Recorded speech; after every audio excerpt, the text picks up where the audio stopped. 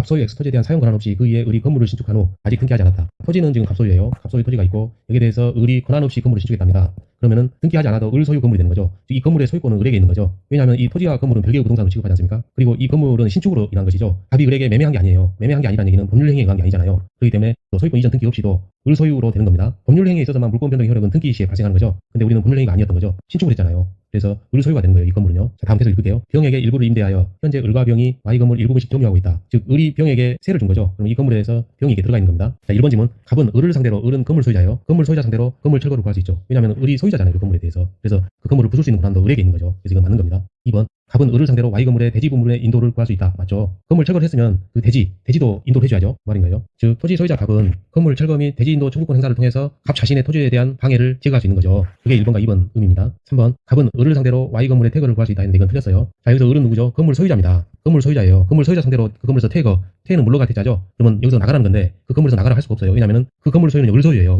토지 소유자가 건물 소유자 상대로 그 건물에서 나가라 그럴 수 없는 겁니다. 갑은 토지 소유자일 뿐이지 건물 소유자가 아니기 때문에 그래요. 틀린 거 됐으니까 3번입니다. 4번. 갑은 병을 상대로, 병은 세입자였어요. 근데 이 병 세입자에 대해서 토지 소유자 갑이 승낙한 바가 없었죠. 허락한 바가 없고 동의한 적이 없어요. 그리고 그 건물은 을 소유지 병 소유가 아니었어요. 그래서 갑은 건물에서의 퇴거를 구할 수 있습니다. 이게 인정이 돼야지만이 이 건물을 부실 수도 있는 거예요. 이 병의 퇴거를 갑이 요구하지 못한다면요, 이 건물을 부술 수가 없는 거예요. 갑자기 사람이 들어 살고 있는데 부술 수 있나요? 부수면 안 되잖아요. 그래서 갑은 병을 상대로는 퇴거를 구할 수 있는 겁니다. 그리고 을에 대해서는 퇴거 요구를 못한다 할지라도 건물 철거를 구할 수 있기 때문에 을을 내보내는 건 문제가 안 되는 거죠. 결론적으로 이 갑은 이 두 명 다 제거할 수 있는 거예요. 5번. 을이 Y 건물을 정에게 믿음기로 매도하고 인도해준 경우 갑은 정을 상대로 Y 건물에 철거를 구할 수 있다. 그림을 그리면서 볼까요? 갑 소유입니다. 토지. 그다음에 을이 건물을 신축을 했었죠. 그럼 을 소유입니다. 이 건물은. 이 건물을 정에게 매도한 거예요. 정에게 매도했는데 이 매도는 법률행위죠. 법률행위의 경우에서는 매매를 하게 되면 소유권 취득 정이 언제 합니까? 등기를 가져가야 되죠. 이전 등기를 해야 되는 거죠. 소유권 이전 등기를 종료해야지만 이정 소유가 되는 건데 미등기 매도에 됐다 있어요. 그러면 정소유는 아니고 여전히 법률상 소유자는 을인 겁니다. 미등기이기 때문에 여전히 을 소유인 거예요. 이 건물이. 이 경우 갑은 정을 상대로 건물 철거를 구할 수 있다. 이 경우 정은 뭐죠? 사실상의 처분권자죠. 법률상은 아닌데 사실상 처분권이 있다는 겁니다. 이게 바로 대법원 판례예요.